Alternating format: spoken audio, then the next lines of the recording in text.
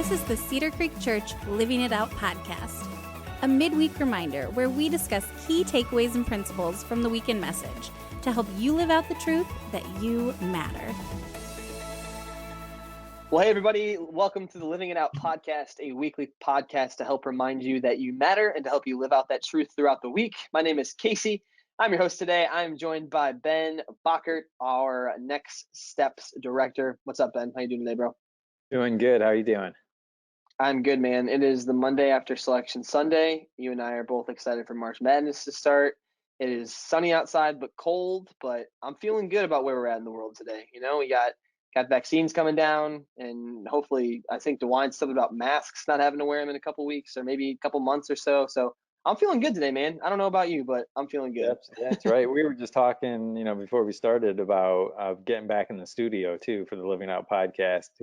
Obviously we've been doing this remote, so we're looking forward to that. So if you hear a dog bark or someone sound like they're falling through the ceiling, that's because we're not back in the studio yet, but hopefully soon.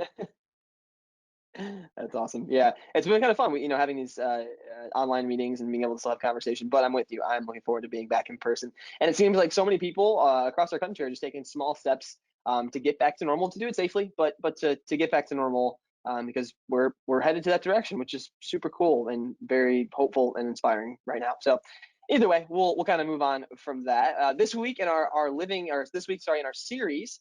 We were in the second week of our series called Letters in Red, and we had a guest this weekend, a very familiar guest who probably joins us 4-5 times a year usually.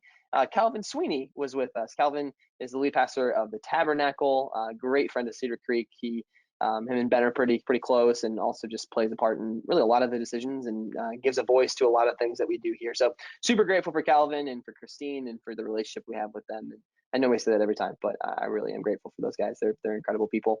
But before we jump into his topic and content for this weekend, Ben, here's our question. Where and when have you witnessed a beautiful sunset, sunrise, maybe a starry night?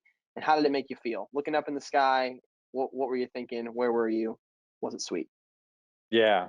So this question comes from the Living It Out discussion question. So if you're not familiar with those, you can find those on our app. And it's just great, questions that you can go through with your group, maybe with your family.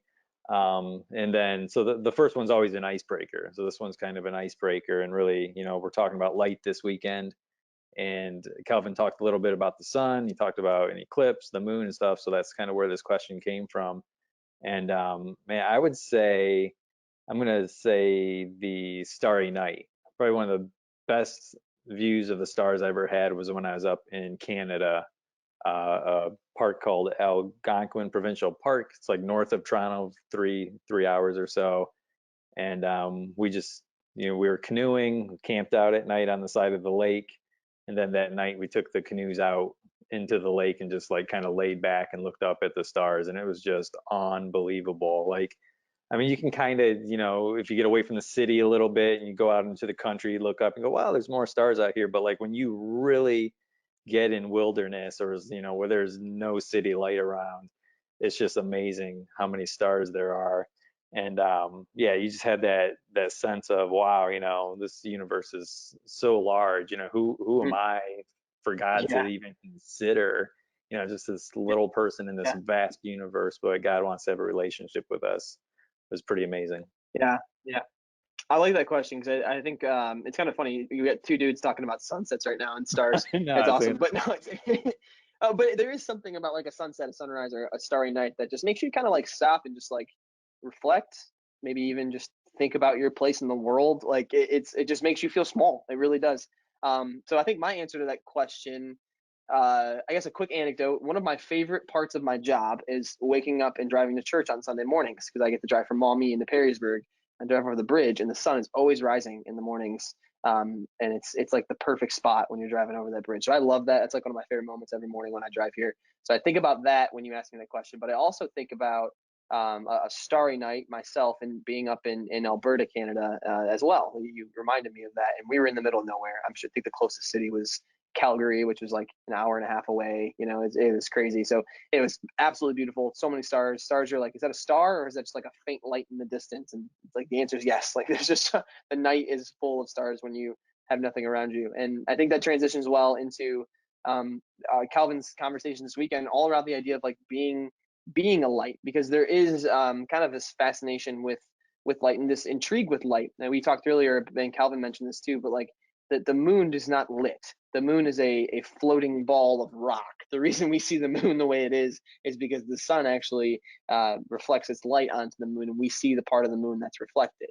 It's actually kind of funny. Some people think it's the Earth's shadow, but it's not. It's the sun directly reflecting onto the moon. And there's something to say about that, right? Like, and as Calvin kind of transitioned to in his message. But our verse for this weekend, we'll kind of process this a little bit, Ben, was Matthew 5:14 through 16, and I'll read it for us real quick. You are the light of the world. A town built on a hill cannot be hidden.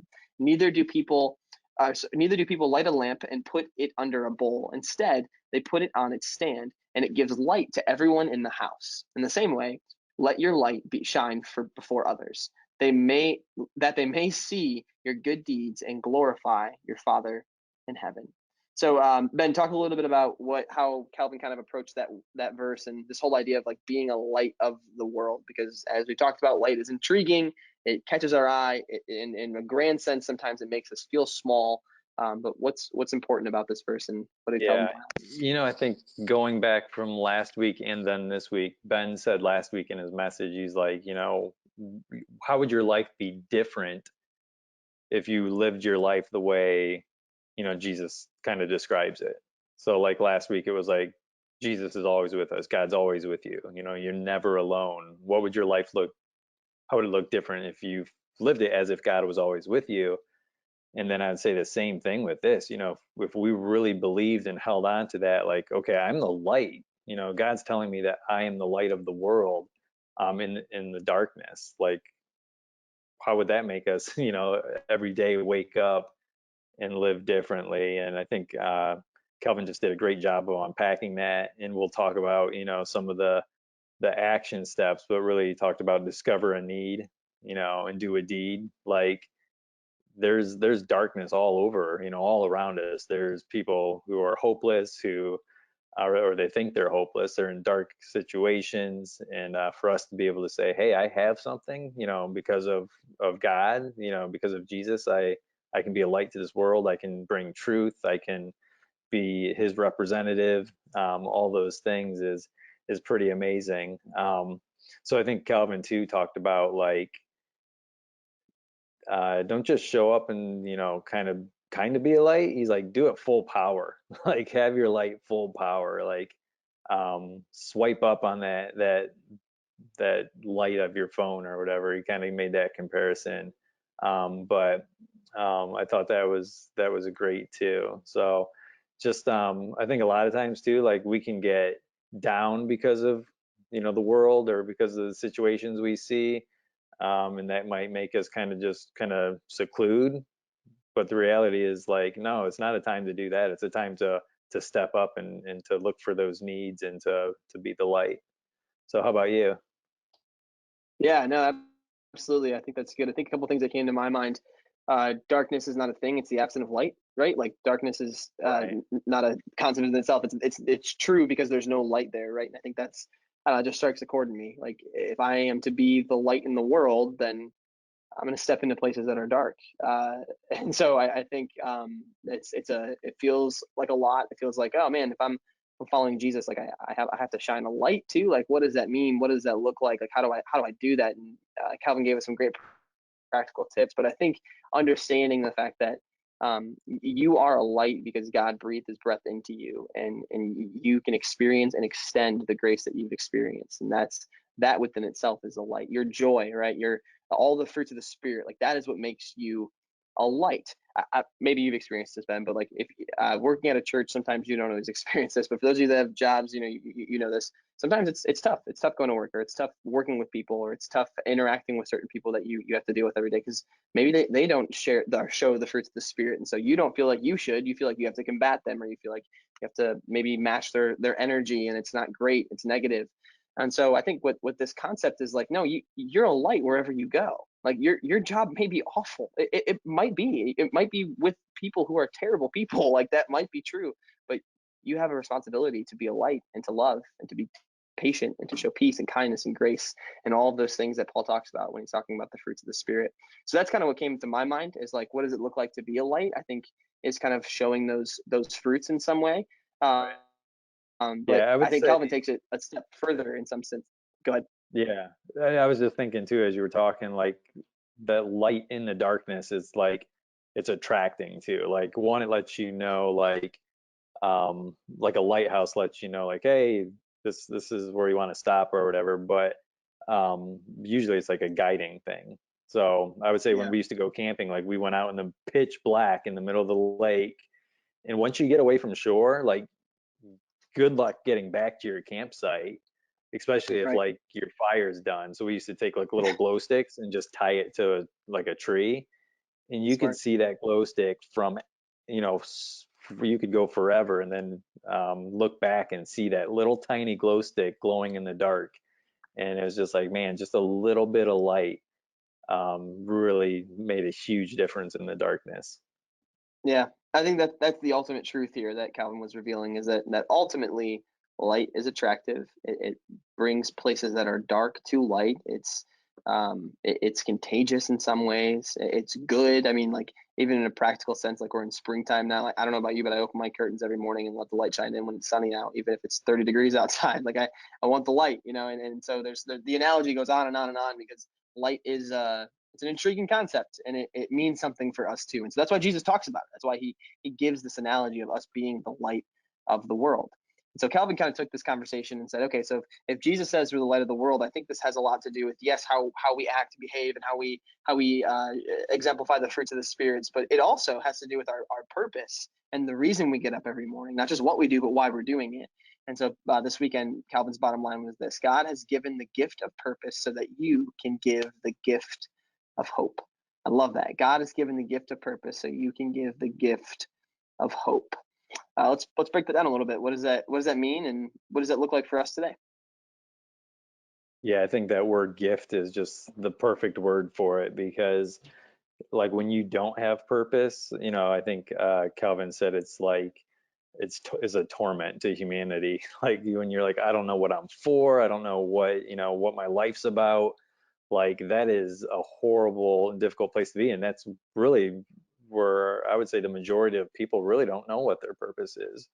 Um, so to know what your purpose is definitely a gift. And I think that verse, you are a light, like, oh, okay, like and that's just like a gift to each one of us, telling us, one, that we're a light, and then two, that we're to shine, kind of like, this is what you are, this is what you're supposed to do. And then as you kind of discover what it really means to be a light, I think that's where you begin to discover what your purpose is. I know when Ben talks about purpose, a lot of times he'll use a couple different verses. Psalms 139 says that you were formed together in your mother's womb. Um, he had thoughts about you before you were born. You're precious to him. Ephesians 2:10 says that we're God's masterpiece, created anew in Christ Jesus. So um, just that idea of like, God made you, he made you for a purpose, and then for Jesus to make it, come out again and say, hey, your purpose is to be a light in the dark world and to shine. Like that's pretty awesome, and it definitely is a gift. Hmm. I was talking to my high school students last night, and we were talking about the weekend message. They loved it. They got a lot out of it, and we had some really good conversation. They're seniors, so we always have pretty good conversation out of the weekend service. But we were just talking about the idea that we have purpose because we're humans. Like there is something different about us than the rest of creation. Is we have, like, God breathed inside of us, and so we have this awareness of our selfishness, of our, call it primitive nature, right? Like our desire to only fulfill our needs and our desires, but our purpose is to completely step out of that, is to let the Spirit control our life, and to be selfless in everything that we do, everything that we say, every time we serve, whatever it may be. And we had a great conversation around, like, our purpose is not determined, and it's not determined by what job we do, because they're seniors, they're thinking about like where they're going to go to college, and they change their mind all the time. And some of them are like, I want to work for a, a Fortune 500 company, and my uncle owns one, he'll hire me and I'll make 120 out of college. It's like, that's cool, man. Like, that's great. That's what you want. But like, you could go work at Walmart and you could sell a purpose. Like, it doesn't matter. It's not the point. Like, you can go be a grounds person at BGSU, or you could be the CEO of ProMedica. Your purpose is still the same. And I think that's the beauty of the gospel. That's the beauty of following Jesus, is that it's not about position. And Jesus makes that so clear, is that your purpose is not about your position. But Calvin, and I just wanted to give that anecdote because we had a great conversation. Oh, that's great. I Yeah. think that's a good reminder for sure. But Calvin talked about the 4 benefits of purpose. So like we know we're a light. We know our purpose is to shine that light, is to bring the fruits of the Spirit wherever we go, to bring purpose wherever we go. But what does that do for us? Because I don't know. That can sound kind of exhausting, right? Like, I have to, almost sounds like, perform every single time I'm out. Like that seems like it could be a lot. So why would I want to do that? Yeah, I think he pointed to like 4 benefits to purpose, which was interesting. Like they're almost like 4 personal benefits to purpose. And then beyond that, there's a purpose, beyond the personal part, but a personal fulfillment, peace, and perseverance, and then that personhood of really identity, of knowing who you are in Jesus. But that personal fulfillment, they talk about just everyone really has a desire to, like, when they put their head on the pillow at nighttime, to know, hey, I made a difference today.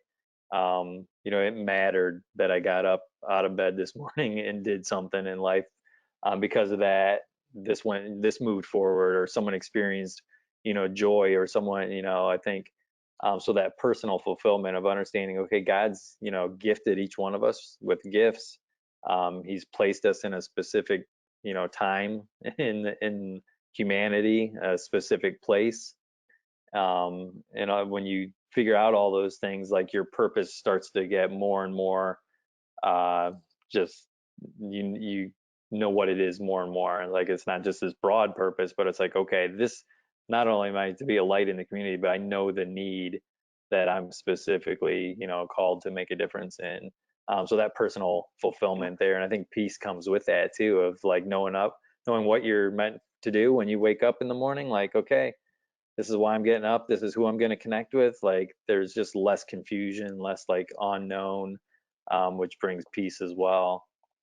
Then he talked about perseverance. I think, like, if you know your purpose and things start to get hard, it's not like you just like, I'm gonna go home. It doesn't matter. Like, it matters, so you're ready to persevere.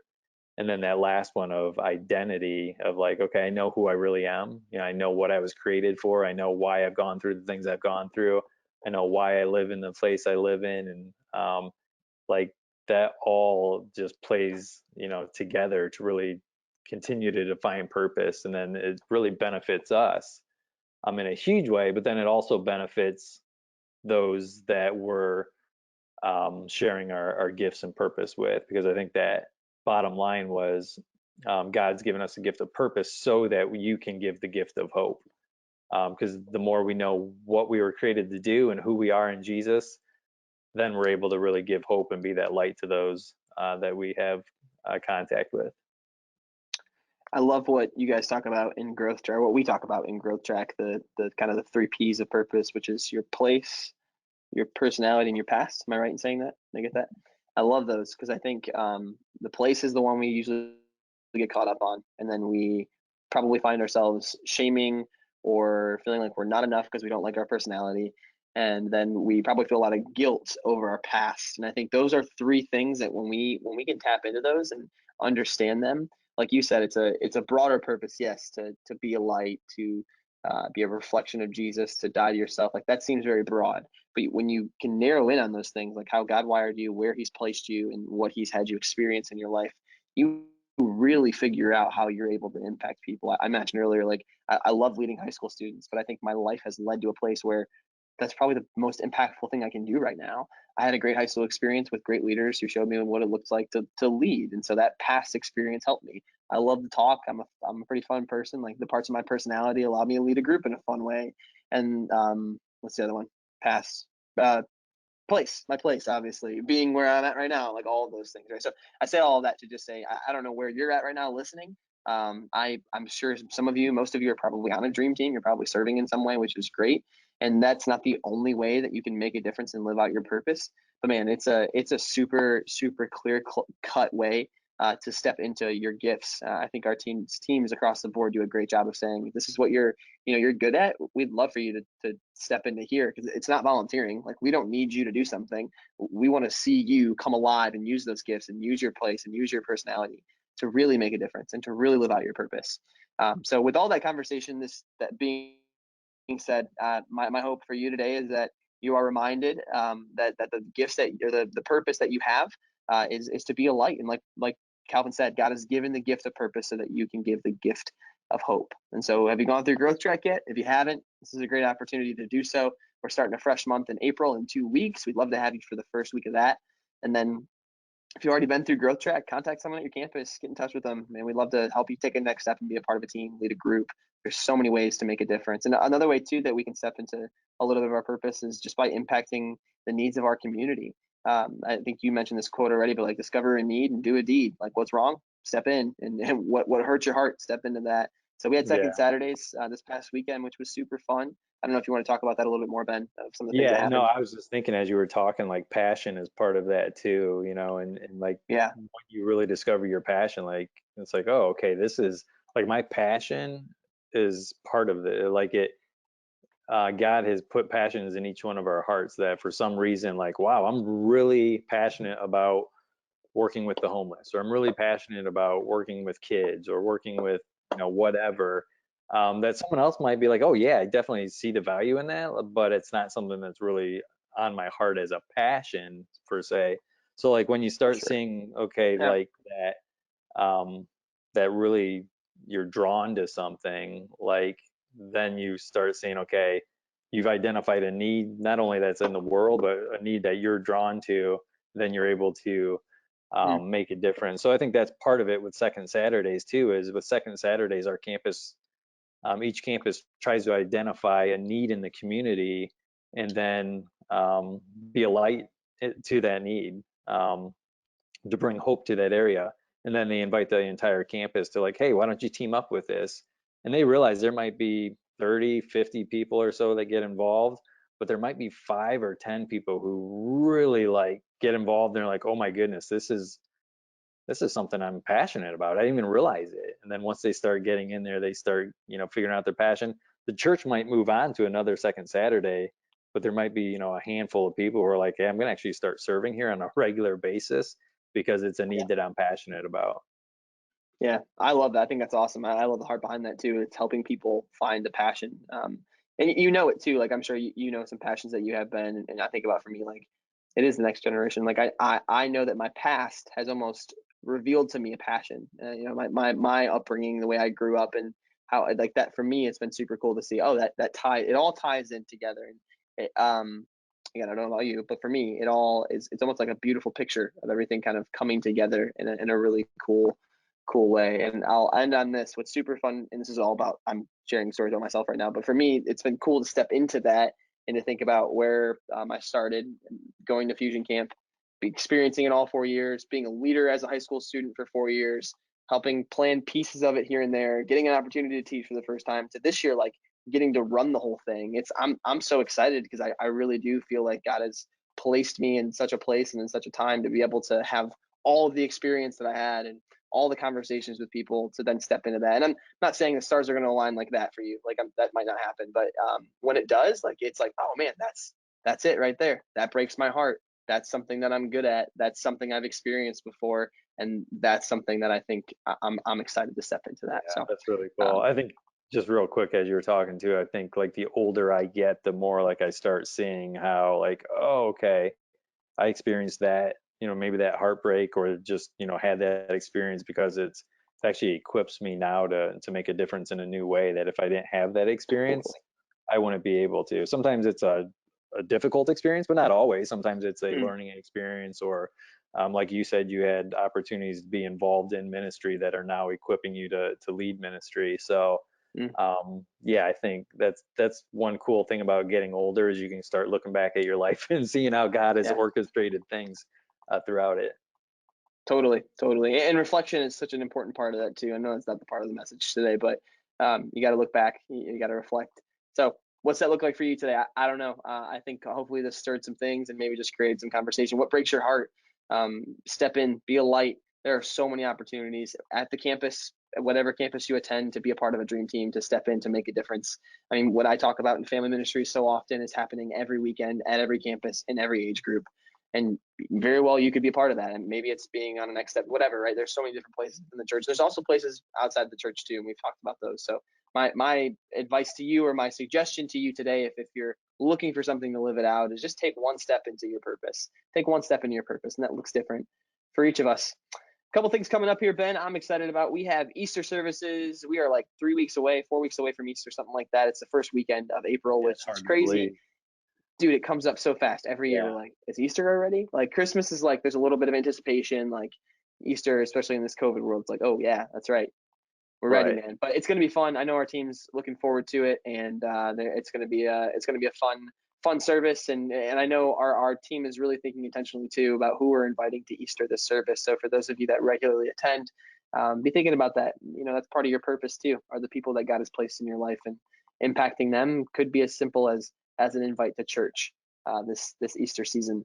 So be thinking about that. And the last thing is kids camp. We've got student camps and kids camp going on this summer, but kids camp is first. And so we're going to be talking about that now. That is in June. You can go to cedarcreek.tv/kids for more information there. All the info on kids camp is there. Get signed up. It's going to be a blast. I'll be at Perrysburg, but all the kids. Signed my kids up today, so they are pumped and ready for it. Sweet. And it's filling up fast. So get signed up. Awesome, guys. Thanks so much for listening, for hanging out. We hope you enjoyed our conversation today. Ben, good hanging out with you. Again, we hope that this podcast was a great listen and that it reminds you that you mattered. Thanks so much.